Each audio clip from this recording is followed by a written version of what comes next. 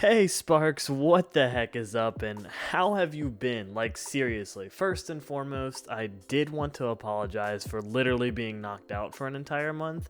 I did in fact get the Rona and it had me in the bed for a long time. But better days are coming and I am so excited for what I have in store for you guys. Actually, I'm doing something new right now and I'm going to call it color tops and drops. This is where I pick one card from each color that I like and one card from each color that I dislike and tell you why. And since we just had a set release, let's go ahead and do it for Kaldheim. We're going to go ahead and start off with the cards that I did like. We're going to start this thing off with the color black, and for my pick it's actually going to be Skull Raid. Skull Raid is a sorcery that costs 3 and a black, and it says target opponent discards 2 cards. If fewer than 2 cards were discarded this way, you may draw cards equal to the difference. You may also foretell this card for 1 colorless and a black. Now I like this card for its situational usage. Now we all know that black likes hand destruction, it's been in their kit for honestly forever. However, I have been in a game where everyone's been in top deck mode and you pull that sorcery speed hand destruction card, and that's a really big feels bad moment because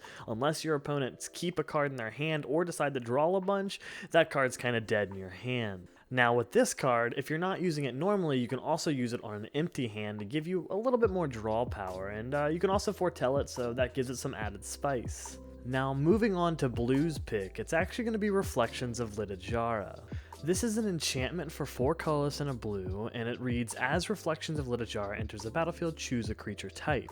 Whenever you cast a spell of the chosen type, copy that spell.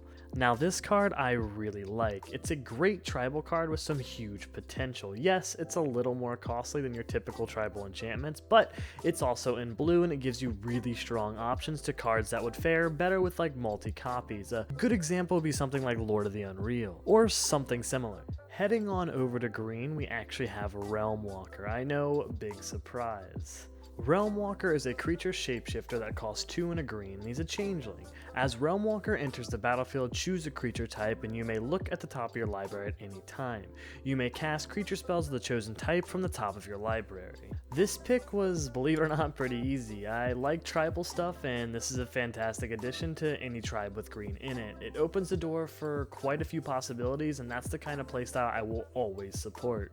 Red this set I think did really well. It actually had quite a few cards to choose from, but the one that I chose for it was Crush the Weak.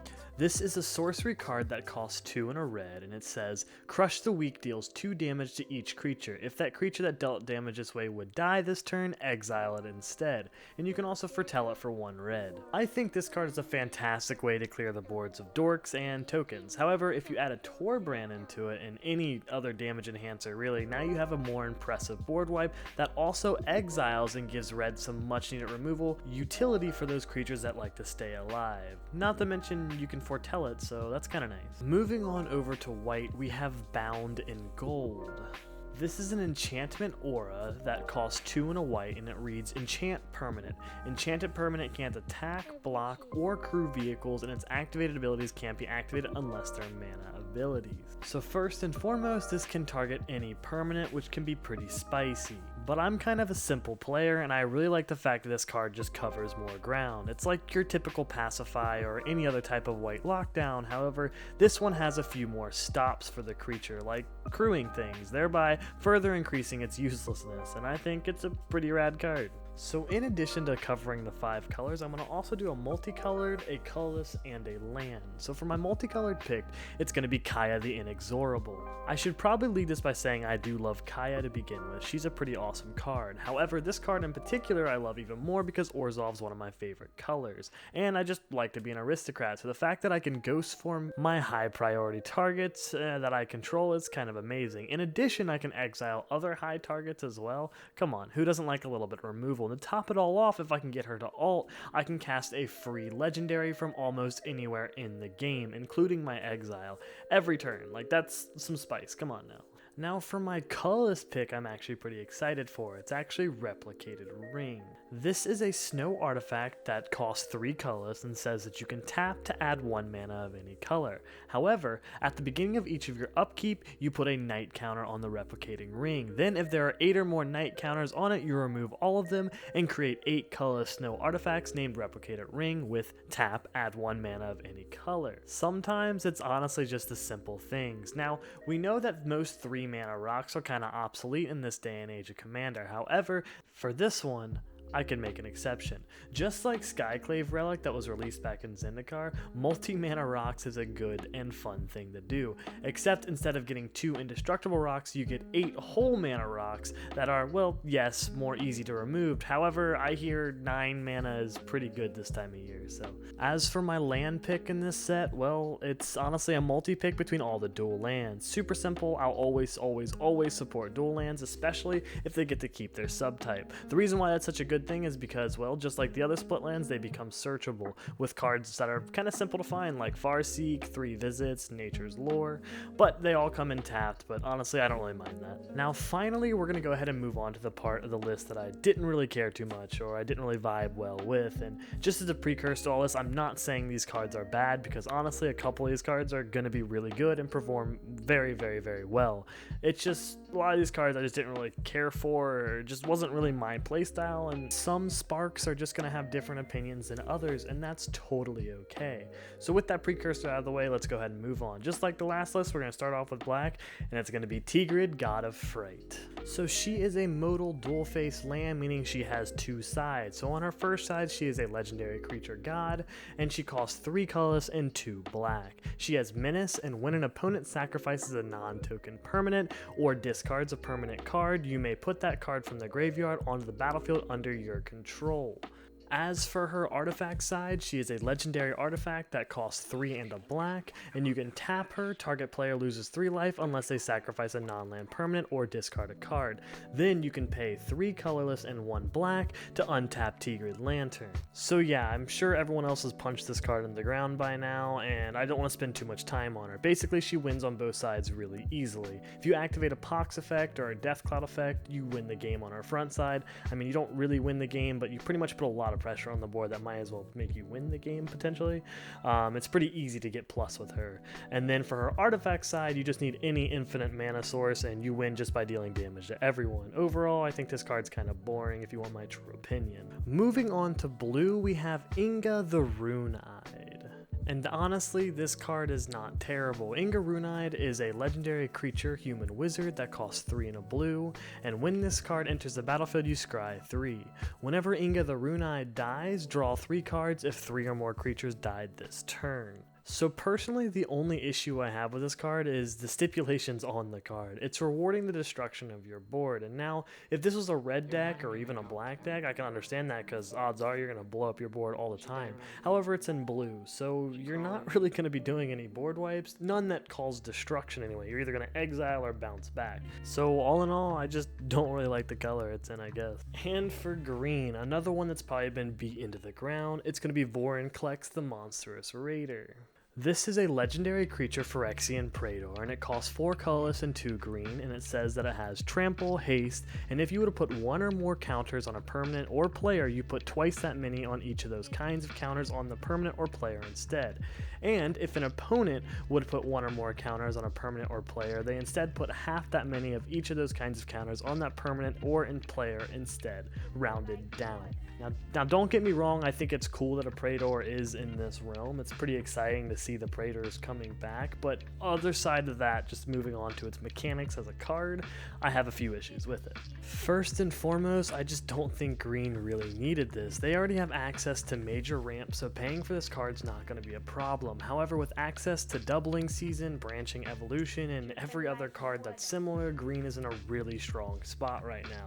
Not to mention, whenever they print cards like this, it really breaks Planeswalkers in this game, and it can be really disheartening whenever you can play a Planeswalker and ult it immediately, because normally their ults are meant to win games. Moving on to red, honestly, I didn't have a problem with anything that was printed. I think they did really good this set, so I'm going to give them a pass this time around, but know that I'm watching them.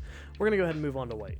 Alright, I'm gonna be honest, it's Halvar, God of Battle, and realistically, it's the other side of it. It's not even the front part of the card. So the equipment side of it is a legendary artifact equipment that costs 1 colorless and a white, and it's called Sword of the Realms. Equipped creature gets +2/+0 and has Vigilance. Whenever the equipped creature dies, return it to its owner's hand. Its equipped cost is 1 colorless and a white. And this is solely for this reason. This sword was talked up so huge in the plotline, and they made it the name like Sword of the Realms to make it sound so awesome. Tell me why it gives 2 power and vigilance. I don't know, I would rather pick literally a plethora of other weapons before I'd pick up the Sword of Realms. Moving on to my multicolored pick, it's actually Meridia of the Frost. This one is pretty simple too. Basically, Meridia of the Frost is a legendary snow creature shapeshifter that costs 2 colorless, 1 green, and 2 blue. It is a changeling, and you may have Meridia of the Frost enter the battlefield as a copy of a permanent you control, except it's a legendary, and it's a snow in addition to its other lands and types. If this was a creature, it enters the battlefield with 2 additional +1/+1 counters, and it has changeling.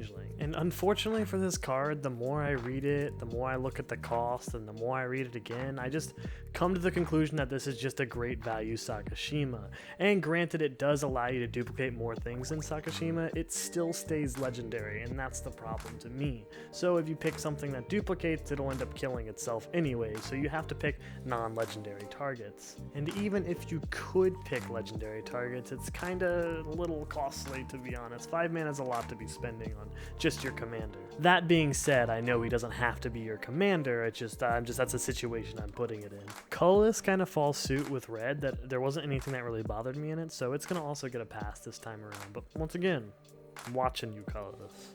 Finally, we have my land pick, and honestly, it's going to be the World Tree. The World Tree is a land, and it's got a mouthful for its effect here, but it's when the World Tree enters the battlefield tapped, you can tap to add 1 green. As long as you control 6 or more lands, lands you control have tapped to add 1 mana of any color, and you can also pay 2 white, 2 blue, 2 black, 2 red, 2 green, and tap it, sacrifice the World Tree, search your library for any number of God cards, and put them on the battlefield, and shuffle your library. This one is probably the most simple, and win conditions just shouldn't be printed on lands. Hold on, I hear you barking, big dog. What about the gates? Yes, the gates do exist, but they're telegraphed and they're really easy to see coming. This card just has to activate 1 time and you lose the game, so that's kinda bonkers in my opinion. However, since they printed this card, land destruction is back on the menu, boys. There you have it, Sparks. I really hope you enjoyed these opinions, and hey, also, this is kind of just another reminder that if you don't agree with me, that is absolutely okay. I get it.